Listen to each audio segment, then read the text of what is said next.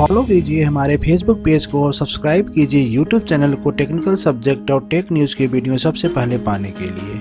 नमस्कार दोस्तों, आपका हमारे ऑनलाइन लेक्चर सीरीज में एक बार फिर से बहुत बहुत स्वागत है। आज हम वेब टेक्नोलॉजी लेक्चर सीरीज में बात करेंगे ऑब्जेक्ट ओरिएंटेड प्रोग्रामिंग की। जैसा कि मैंने प्रीवियस लेक्चर में बताया था कि आपका जावा जो हमको वेब टेक्नोलॉजी में डिटेल में पढ़ना है वो एक ऑब्जेक्ट ओरिएंटेड प्रोग्रामिंग लैंग्वेज। तो ऑब्जेक्ट ओरिएंटेड प्रोग्रामिंग के कुछ बेसिक कंसेप्ट होते हैं, उन बेसिक कंसेप्ट को हम पहले समझ लेते हैं। इसके बाद प्रोग्राम में हम इसी कंसेप्ट को डिटेल में देखेंगे कि कैसे उसको हम इम्प्लीमेंट कर रहे हैं।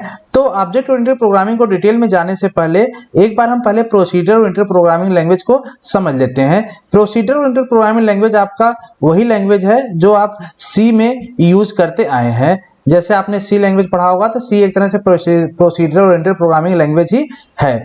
इसमें जनरली होता क्या है आपका कि कोई भी प्रॉब्लम होगा जिसका हम प्रोग्राम बनाने जा रहे हैं तो उसको हम नंबर्स ऑफ फंक्शंस में डिवाइड कर देते हैं और हर फंक्शंस अपना एक पार्टिकुलर टास्क परफॉर्म करता है।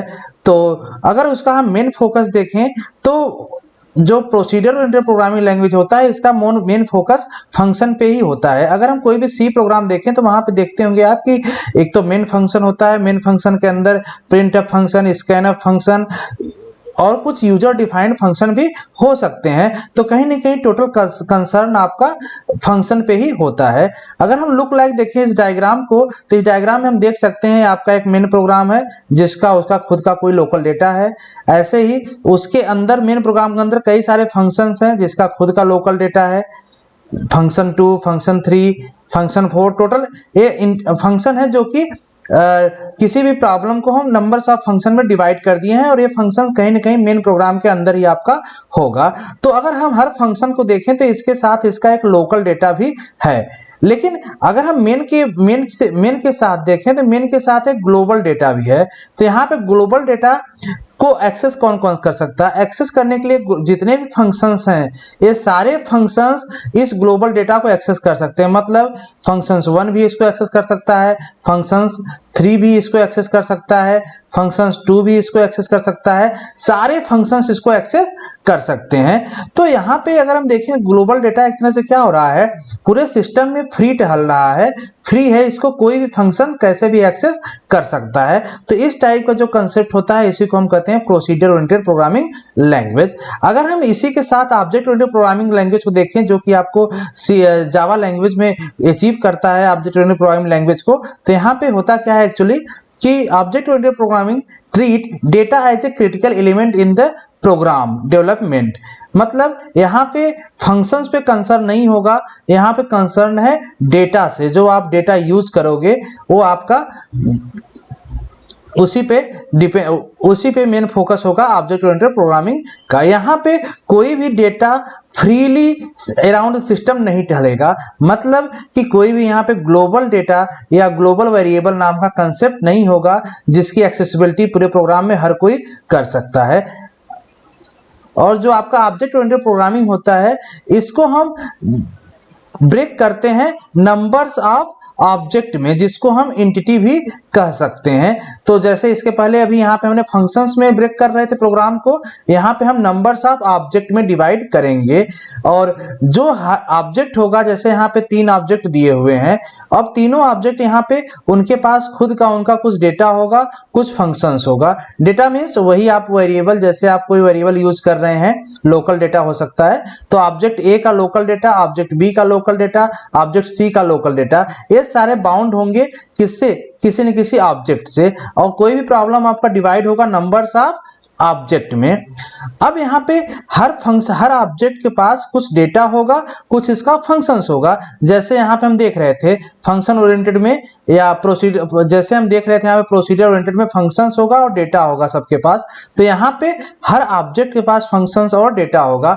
जावा में इसी फंक्शंस को हम मेथड के नाम से भी जानते हैं। मतलब हम जावा में फंक्शंस न कह के इसको कहते हैं मेथड। तो अब अगर 3 यहाँ पे ऑब्जेक्ट आपको दिख रहे हैं तो इनका कम्युनिकेशन कैसे होता है? कोई भी ऑब्जेक्ट दूसरे ऑब्जेक्ट से कम्युनिकेशन करेगा इसी मेथड के थ्रू। Means method to method communication होगा। ऐसा नहीं होगा कि कोई डायरेक्ट ऑब्जेक्ट टू ऑब्जेक्ट हो, उस ऑब्जेक्ट जो मेथड होगा वही दूसरे ऑब्जेक्ट के मेथड से कम्युनिकेट करेगा।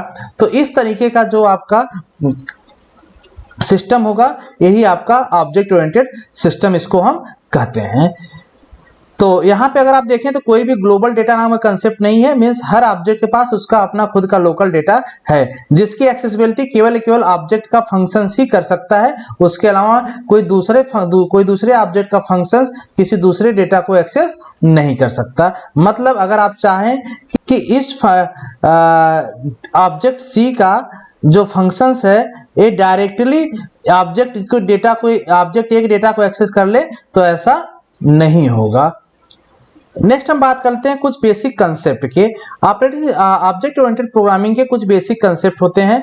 पहला होता है class and object, abstraction, encapsulation, polymorphism and inheritance. इस पे आपके बेसिक क्वेश्चन भी थ्योरेटिकल क्वेश्चन बनते हैं एग्जाम में, और कॉम्पिटिटिव एग्जाम में भी पूछ सकता है कि क्लास ऑब्जेक्ट क्या होता है, एब्स्ट्रैक्शन क्या होता है, इनकैप्सुलेशन क्या होता है। तो ये सब ऑब्जेक्ट ओरिएंटेड प्रोग्रामिंग की प्रॉपर्टी होती है। जो भी ऑब्जेक्ट ओरिएंटेड प्रोग्रामिंग प्रॉपर्टी होगी ये जावा में आपकी अचीव भी होगी, क्योंकि आप जावा भी आपका क्या है, ऑब्जेक्ट ओरिएंटेड प्रोग्रामिंग लैंग्वेज है। सबसे पहले हम क्लास ऑब्जेक्ट को समझते हैं।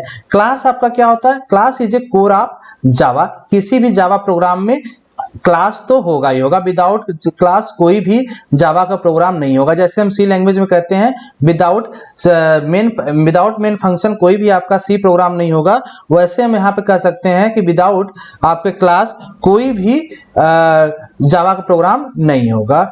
Class define the shape and nature of the object. कहने का मतलब कि अब हर क्लास का कुछ न कुछ ऑब्जेक्ट बनता है। वो कैसे बनता है अभी हम जब प्रोग्राम आएगा तो उसमें डिटेल में बताएंगे। तो हर क्लास के कई सारे ऑब्जेक्ट बनते हैं, तो उस ऑब्जेक्ट का नेचर और शेप डिफाइन करता है क्लास।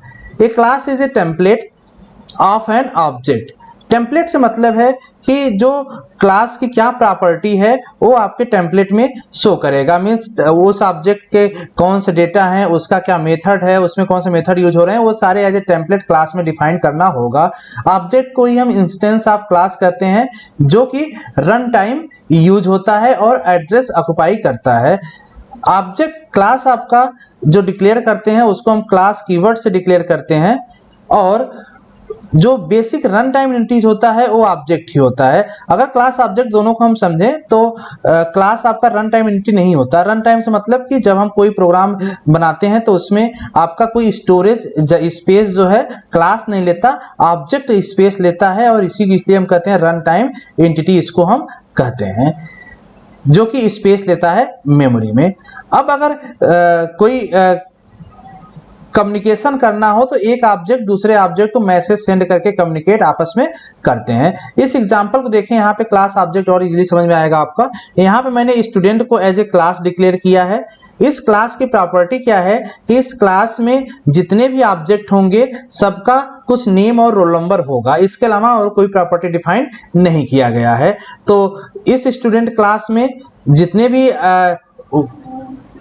ऑब्जेक्ट होंगे सबका कुछ न कुछ नेम होगा, सबका कुछ न कुछ रोल नंबर होगा। तो यहाँ पे देखिए 3 ऑब्जेक्ट बने इसके पहला ऑब्जेक्ट बना जिसका नेम हरनी और रोल नंबर RO01 है। ऐसे जॉन, ऐसे मारिया, 3 ऑब्जेक्ट बने हैं जिनका की प्रॉपर्टी वही है जो इस क्लास की प्रॉपर्टी को डिफाइन किया गया था कि उस क्लास के सारे ऑब्जेक्ट के पास नेम और रोल नंबर होंगे। एक और एग्जांपल से यहाँ फिगर देखिएगा, आप इसको समझिएगा। अगर हम क्लास ले लें कार को, कि कार आपका क्लास है, तो उस कार कि हम ऑब्जेक्ट क्या बना सकते हैं, उस कार का ऑब्जेक्ट डिफरेंट कंपनी जो है उसको एज ए ऑब्जेक्ट, जैसे मर्सिडीज हो गया, BMW हो गया, ऑडी हो गया, ये सब उसके एज ए ऑब्जेक्ट काम करेंगे। तो कहीं ना कहीं जो रन टाइम एंटिटीज होता है, जो आपका स्पेस लेता है, वो स्पेस लेगा एक कंपनी के कार जो है। ये तो आपका केवल टेम्पलेट बताया कि हाँ कार कैसा होगा, अब इसकी जो एक्चुअल कार होगा वो क्या होगा, आपका ऑब्जेक्ट होगा। तो इस तरह से क्लास और ऑब्जेक्ट हम डिफाइन कर सकते हैं। नेक्स्ट प्रॉपर्टी होता है abstraction. Abstraction means hiding internal detail and showing functionality is known as abstraction. कहने का मतलब है, एग्जाम्पल के तौर पर अगर हम देखें तो जैसे फोन कॉल मतलब जैसे अगर हम आपको कहें कि फोन करना है तो आप मोबाइल लेते हैं नंबर डायल करते हैं, फोन करते हैं, बात कर लेते हैं। क्या उसके इंटरनल डिटेल के बारे में आपको पता होता है? कॉल कैसे कनेक्ट हुई, कैसे मेरी साउंड वहां पहुंच रही है, इन सब इंटरनल डिटेल के बारे में मुझे नहीं पता होता है। तो इस जो इंटरनल डिटेल होता है ये यूजर से क्या होता है, हाइड होता है। इसी को हम कहते हैं एब्स्ट्रैक्शन।